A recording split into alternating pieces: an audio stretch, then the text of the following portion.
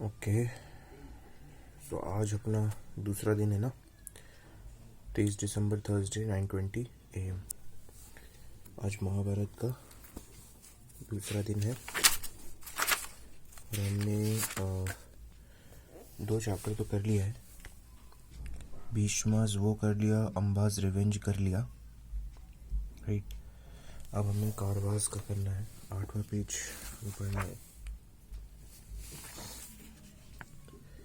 Pandavas and the Kauravas.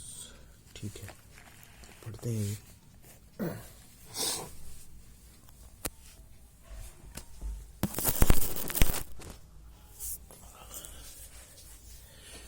Okay, सो अब तक तो हमने ये पढ़ लिया कि शांतनु और माता गंगा जी का विवाह हुआ और उन दोनों के 8 पुत्र हुए और माता गंगा ने 7 पुत्र को नदी में फेंक दिया और इसके ऊपर कोई भी प्रश्न चिन्ह शांतनु राजा नहीं उठा पाए, क्योंकि उन्होंने अपनी बीवी को एक प्रकार की प्रॉमिस किया था कि आप मुझसे कोई सवाल नहीं पूछेंगे, मैं कुछ भी करूँ उसके ऊपर कोई भी प्रश्न चिन्ह नहीं उठाएंगे, कोई कुछ भी किसी भी तरह का प्रश्न नहीं करेंगे, इस तरह का वचन लिया था शांतनु जी ने। और उसी वचन देने की वजह से ही ये जो है इन्होंने गंगा माता से विवाह किया था। और गंगा माता से विवाह करने के बाद जैसे कि बताया अभी कि 7 बच्चों की 7 शिशुओं की गंगा माँ ने नदी में फेंक के हत्या कर दी और 8वें पुत्र को भी वो मारने जा रही थी, लेकिन उसी समय शांतनु जो राजा है वो और कंट्रोल नहीं कर पाए अपने आप पे, वो विवश थे। तो उन्होंने पूछ लिया कि तुम क्यों मेरे पुत्रों को, मेरे 7 पुत्रों को क्यों मेरा मार डाला और क्यों 8वें पुत्र को भी मारने जा रही हो, ये उन्होंने पूछ डाला। तो और उसी क्षण गंगा ने कहा कि अब आपने मेरे से प्रश्न पूछ लिया है तो अब आपको मैं चली जाऊंगी। लेकिन उसने कहा कि मैंने इन 7 शिशुओं को इसलिए नहीं मारा कि यह मतलब कि मैंने इन 7 पुत्रों को मारकर इनको एक श्राप से मुक्त किया है। ऋषि वशिष्ठ ने श्राप दिया था इन 7 देवताओं को कि ये मनुष्य जीवन में धरती लोक, मृत्यु लोक में जन्म लेंगे। तो और उन्होंने तो इसी वजह से और हम दोनों को भी श्राप मिला था, क्योंकि हम दोनों ने एक दूसरे के साथ नज़र मिला ली थी और ब्रह्मदेव हमारे पिताश्री जो है वो आ गए थे। तो इसी वजह से ब्रह्मदेव ने श्राप दिया था कि आप पृथ्वी लोक पे आओगे। तो ये वही 7 जो शिशु हैं, ये वही है जो ऋषि वशिष्ठ ने जिनको श्राप दिया था कि वे मृत्यु लोक में आएंगे। तो इसीलिए इनको श्राप से मुक्त करने के लिए मैंने इनको मृत्यु में नदी में प्रवाहित कर दिया। परंतु यह 8वां पुत्र लगता है अभी श्राप से मुक्त नहीं होना है, इसे अभी और श्राप झेलना है। तो इसीलिए गंगा ने कहा कि मैं इस 8वें पुत्र को आपको 14 वर्ष या 15 वर्ष बाद इसे पाल पोस कर बड़ा करके इसे गुरुकुल भेज कर इसकी सारी ट्रिक देख करके उसके बाद आपको लौटाऊंगी, अभी नहीं लौटाऊंगी। तो उसके बाद वो चला गया और शांतनु अकेला रह गया। ये तक था कि आपका यस। फिर उसके कई साल बाद फिर जो है भीष्म नहीं, वो गंगा का जो पुत्र है वही 8वां शिशु वो आया। उसको गंगा माँ लाई और महाराज शांतनु के हाथ में सौंप दिया। उसका नाम देवव्रत रखा था, सॉरी। तो देवव्रत नाम था उनका और उस शिशु के साथ रखा।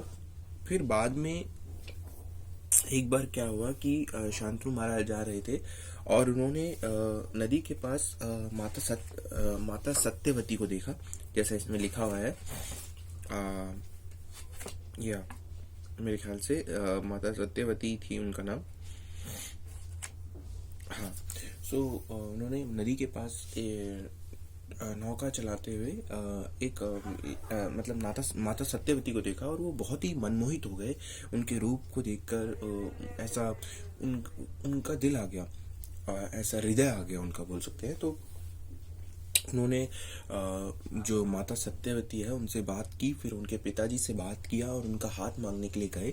परंतु जो दशराज है, जो सत्यवती के पिता का नाम है दशराज, जो दशराज है वो जो थे, उन्होंने राजा के सामने, शांतनु महाराज के सामने एक शर्त रख दी, और वो शर्त यह थी कि जो सत्यवती के जो पुत्र होंगे वो युवराज होगा हस्तिनापुर का।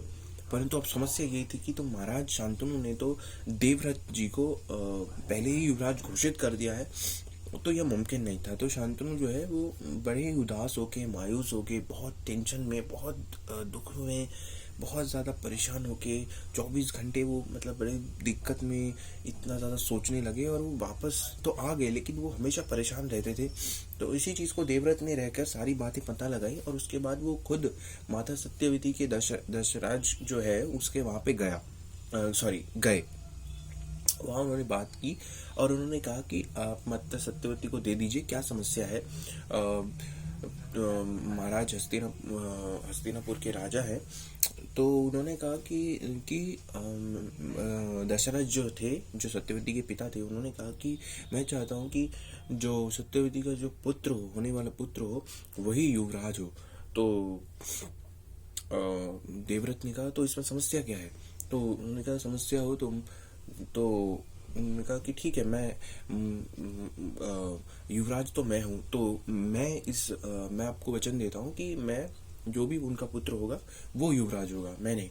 लेकिन फिर उन्होंने कहा, फिर दशरथ के पिता ने कहा कि वो तो ठीक है, लेकिन जब तुम्हारा विवाह होगा, जब देवव्रत का विवाह होगा और जब उसके पुत्र होंगे, तो वो तो अपना हक मांगेंगे, वो तो बोलेंगे कि हमें भी हमारा हक है।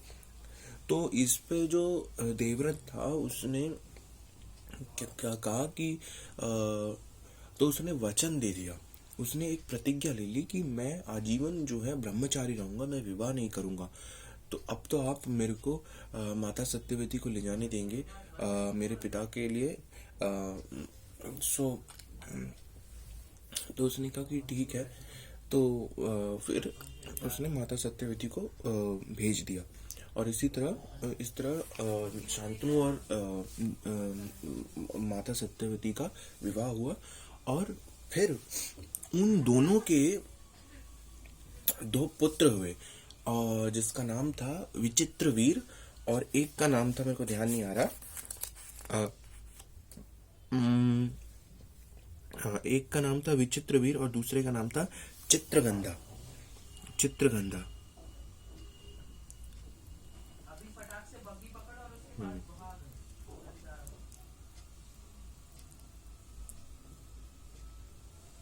हाँ, 2 बच्चे हुए उनकी, चित्रगंधा और आपका विचित्रवीर। परंतु समस्या ये थी कि जब महाराज शांतनु को यह पता लगा कि उसके जो पुत्र है देवव्रत है, उसने जो ऐसी प्रतिज्ञा ली थी उस वक्त, तो वो जब उनको पता लगा था तब तो वो बहुत ज़्यादा उदास हुए थे, और उन्होंने देवव्रत को बोला भी था, तुमने ऐसा क्यों किया बिना मेरी आज्ञा के। और फिर वो बहुत दुखी भी हुए, परंतु साथ में वो बहुत ही गौरवान्वित भी महसूस कर रहे थे, गौरवान्वित थे, पर वो बहुत ही उदास थे, उन्हें पछतावा हो रहा था। भले ही उनके पुत्र हो गए थे, भले ही माता सत्यवती की विवाह हो गया था और उनका 2 पुत्र हो गए थे, चित्रांगद और विचित्रवीर, पर फिर भी कहीं ना कहीं उनको खेद था, इस बात का पछतावा था कि यार उनकी वजह से जो देवव्रत है अब वो भीष्म हो गया है, मतलब कि अब वो हमेशा ब्रह्मचारी रहेगा, और उनकी खुशी के लिए उस भीष्म ने इतना बड़ा त्याग दिया। तो इसी वजह से जो है ठीक है, कोई बात नहीं। तो अब इसी टेंशन में कि यार मतलब मैंने क्या, मतलब कितना दुख होता है ना कि यार आपकी वजह से, लेकिन वो पिता पुत्र की थी तो पिता ही होते हैं। इसी टेंशन में, बड़ी चिंता में, मतलब इसी तरह दिन कटते गए, परंतु जो है राजा जो शांतनु की है मृत्यु हो गई और उनका देहांत हो गया, वो स्वर्गवास हो गए। तो लेकिन जो उनके दो पुत्र थे, चित्रांगद और विचित्रवीर, जो कि माता सत्यवती से हुए थे, तो शांतनु महाराज तो मर गए थे, उनकी मृत्यु हो गई थी। और बाद में जो चित्रांगद है, जिसको जो शांतनु की मृत्यु के बाद महाराज भीष्म ने सॉरी भीष्म पितामह ने चित्रांगद को हस्तिनापुर का राजा बनाया, परंतु शायद उसकी भी मृत्यु हो गई किसी कारणवश से, शायद किसी युद्ध में। और उसके बाद चित्रांगद के बाद विचित्रवीर्य को बनाया गया राजा। हाँ, लेकिन समस्या ये थी कि उसको युवराज बना तो दिया, लेकिन वो अभी यंग था, बहुत छोटा था, इसलिए जब तक वो बड़ा नहीं हो जाता तब तक के लिए भीष्म जी ने राज्य संभाला और हर तरफ सुख शांति थी। ये सब हमने पढ़ा था कल। ये अब क्या बात थी कि अब जो था, विचित्र वीर के लिए अब लड़का ढूंढ रहे थे, सॉरी लड़की ढूंढ रहे थे विवाह के लिए। तो विवाह के लिए अब लड़की ढूंढने थे। तो एक जगह था काशी का एक राजा था, तो वहां पे जो है उनकी 3 पुत्री थी, अंबिका, अंबालिका और अंबा। ये तीनों बहुत खूबसूरत थी, बहुत ज्यादा खूबसूरत। तो इन तीनों का विवाह हो रहा था। तो वहां पे बहुत सारे राजा आए हुए थे, बहुत सारी एक पूरी सभा बैठी हुई थी, जहाँ पे इन तीनों के विवाह के लिए इन तीनों को चयन करना था कि कौन सा राजा इनको चाहिए, कौन सा राजा इनको पति स्वरूप चाहिए। तो लेकिन भीष्म पितामह को तो बुलाया नहीं गया, और भीष्म पितामह चाहते थे कि इन तीनों का विचित्रवीर का विवाह हो।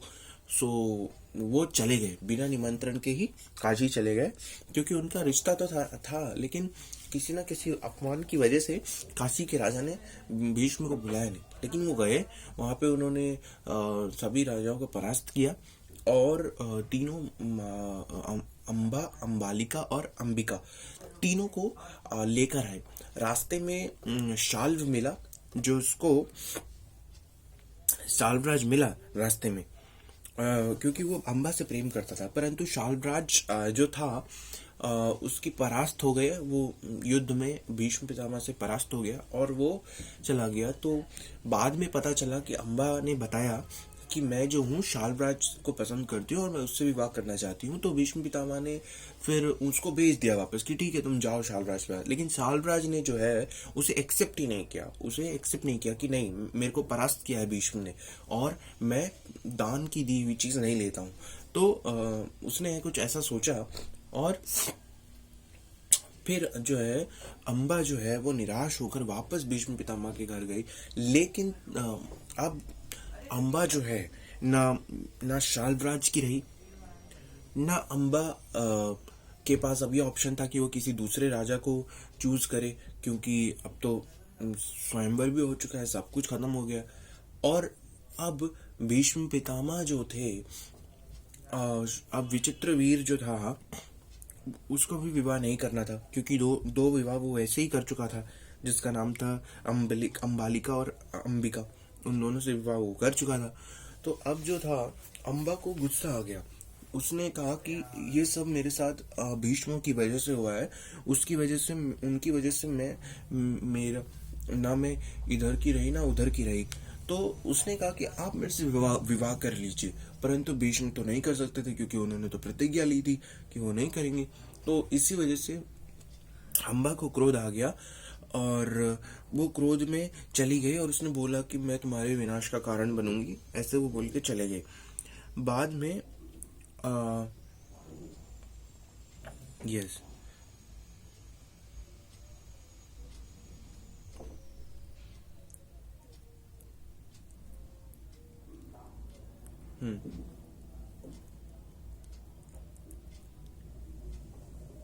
हाँ, तो उसके जो अंबा के जो दिमाग में था, वो नफरत और बदला और गुस्सा सब कुछ भर गया था, और वो भीष्म को खत्म करना चाहती थी, बदला लेना चाहती थी उससे। तो वो तो गुस्से गुस्से में सभा से निकल गई। भीष्म भी वहीं थे, शायद चित्रांगद भी वहीं थे, सॉरी क्षमा चाहता हूँ, चित्रांगद नहीं, विचित्रवीर, जो विचित्रवीर भी वहीं थे। तो गुस्से गुस्से में वो चले गई। और भगवान शिव से प्रार्थना करने लगी, तपस्या करने लगी। भगवान शिव उसके तपस्या से प्रसन्न होकर आते हैं और फिर बोलते हैं कि वो मांगती है कि मैं जो हूँ, या हाँ, तो उसने जो, लेकिन जो मांगा कि भीष्म का अंत, भीष्म की मृत्यु मांग रही थी वो भगवान शिव से। लेकिन भगवान शिव ने कहा कि यह तो नियति के खिलाफ है और यह भीष्म कोई आम नहीं है। वो बहुत ही उस पे देवताओं का आशीर्वाद है और उसको इच्छा मृत्यु का वरदान है। वो ऐसे नहीं मर सकता, उसका अभी कार्य पूरा नहीं हुआ है।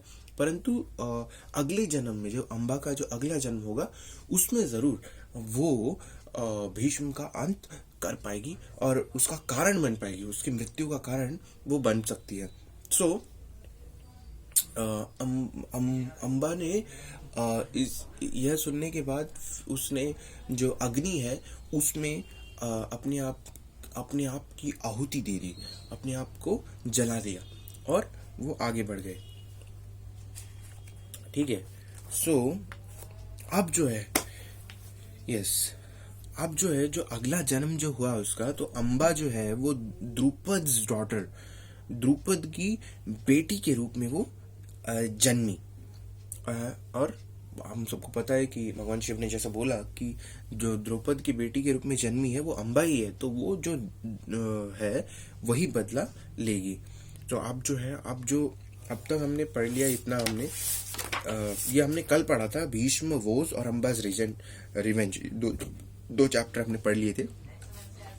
अब हमारा जो है अगला चैप्टर है the Pandavas and the Kauravas.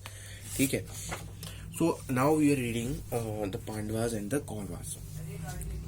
Vichitravir had 2 sons. Okay, now here the main point is कि चित्रांगद की मृत्यु हो चुकी थी, शायद वो युद्ध में मारा गया था। लेकिन विचित्रवीर की 2 विवाह हुआ, जैसा मैंने बताया अभी, अम्बलिका और अम्बालिका, राइट। सो अब विचित्रवीर के बच्चे भी हुए। सो he has 2 sons. The eldest was Dhritarashtra, born blind. Okay, ये ध्यान देने वाली बात है कि जो विचित्रवीर के जो बच्चे हुए, धृतराष्ट्र, वो अंधा था। समझ गए ना, धृतराष्ट्र अंधा था। Hence Bhishma crowned the second son Pandu as the king. Pandu was very capable king and ruled the land well. अच्छा, ये बात ध्यान देने वाली बात है कि विचित्रवीर के 2 बच्चे हुए, धृतराष्ट्र जो कि अंधा था, और भीष्म के जो 2 बच्चों में एक धृतराष्ट्र है, एक पांडु है। तो धृतराष्ट्र अंधा था, तो इसलिए वो राज्य को शायद संभाल नहीं पाता।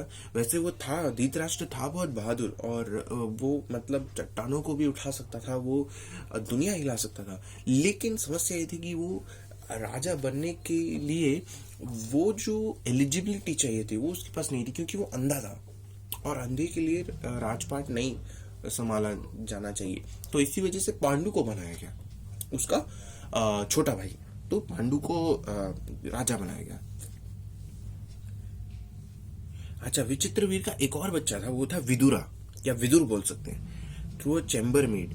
अच्छा, लेकिन ये जो विदुर था, ये एक दासी का भी पुत्र था। मतलब विचित्रवीर का जो ये विदुर बच्चा था, ये दासी से हुआ था। यानी कि उसके अम्बालिका और अंबिका तो दो पत्नियां थी, लेकिन इन दोनों से नहीं हुआ विदुर का जन्म एक दासी से हुआ। ठीक है। तो विदुर भी एक बहुत बड़ा स्कॉलर था और वो भी स्टेट्समैन था। He acted as an adviser to Pandu. ठीक है, वो पांडु को एक एडवाइजर के रूप में काम करता था। हाँ, और भीष्म जो थे वो एक पिता के रूप में उनको सही सलाह, उनको सही रास्ता, उनको सही गाइडेंस, और उनको एक जैसे होता है वैसे गाइड करते थे। अच्छा, अब जो था कुंती कौन थी? मथुरा में जो daughter of the king of Mathura was Pandu's wife. अच्छा, मथुरा के जो राजा थे उसकी बेटी जो थी वो कुंती थी। ठीक है, और पांडु की पत्नी बन गई वो। ठीक है। Prior to her marriage a sage had taught her some chants. He had indicated to her that by chanting these, Kunti could summon any celestial god and beget a son from him. अच्छा अच्छा, शादी से पहले एक संत ने, एक महान संत ने, एक ऋषि ने उनको एक मंत्र दिया था जपने के लिए, कि अगर वो मंत्र ये जपती हैं, कभी भी जपेंगी, तो उनके सामने देवतागण आने के लिए विवश हो जाएंगे और वो उनसे कोई भी पुत्र मांग सकती है. सो डस्ट टू टेस्ट द वेरेसिटी, मतलब बस उनको, मतलब ये कुंती ने क्या किया कि जस्ट ये टेस्ट करने के लिए उसने वो मंत्र का जाप शुरू कर दिया और सूर्य देवता को इनवाइट कर दिया. तो सूर्य देवता आ गए और उन्होंने एक बच्चा उनको दिया. But being a virgin she feared social outreach. But क्योंकि वो वर्जिन थी कुंती, सो उसको समाज की बहुत चिंता थी कि लोग क्या बोलेंगे और उसको ये बच्चा कहाँ से आया उसका, which had been born with a pair of brilliant ear ornaments in a wooden box and gently pushed into the river. So she thought, उसको सोसाइटी के डर से उसने एक मतलब वुडन बॉक्स में जो कुंती और सूर्य देव की से जो बच्चा हुआ था, एक्चुअली कुंती ने तो मंत्र का जाप, मंत्र पढ़ के कोई देवता आता ही नहीं आता, वो चेक करने के लिए देखा था, लेकिन वो आ गया तो विवश था, तो उसे कुछ ना कुछ तो वरदान देना था, मतलब कुछ ना कुछ तो देना था. तो उन्होंने वो पुत्र दिया जिसका नाम था, मेरे ख्याल से बताया नहीं अभी यहाँ पे, कर्ण बताया, कर्ण. यस. लेकिन उसको कुंती जी ने नदी में बहा दिया. ऐसे नहीं कि मारने के लिए बहाया था, उसको एक वुडन बॉक्स में, मतलब एक बॉक्स के अंदर उसको रख के नदी में बहा दिया. सो फ्लोटिंग ऑन द रिवर. तो वो जो बॉक्स है वो बह रहा है, जैसे नाव बहती है ना, तो वैसे जो बॉक्स है वो नदी के बहाव में बहता चला गया. And hands of the childless है. और दो कपल्स को मिला, कपल्स मतलब दो लोगों को मिला जो जिनका बच्चा नहीं था, जिनका बच्चा हो भी नहीं रहा था, उनको वो मिला. He handed the boy to his wife Radha. So yes, फिर राधा जो था उसको मिला, तो उन्होंने उसका नाम कर्ण रखा. ठीक है. यस.